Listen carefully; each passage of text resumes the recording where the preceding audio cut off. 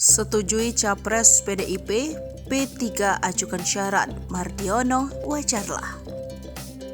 Partai Persatuan Pembangunan atau P3 mendukung Ganjar Pranowo sebagai calon presiden pada pemilihan presiden 2024. Ganjar sebelumnya sudah diusung oleh PDIP untuk menjadi capres.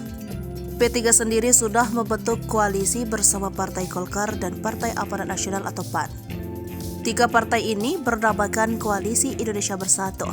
Terkait dukungannya ke Ganjar, P3 memiliki syarat yang diharapkan bisa dipenuhi oleh PDIP.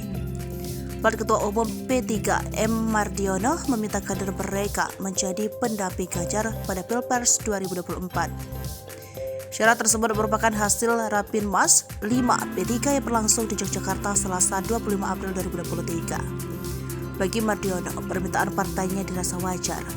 Yang menyinggung Megawati Soekarnoputri yang pernah mendampingi dengan Hamzahas sebagai presiden dan wakil presiden.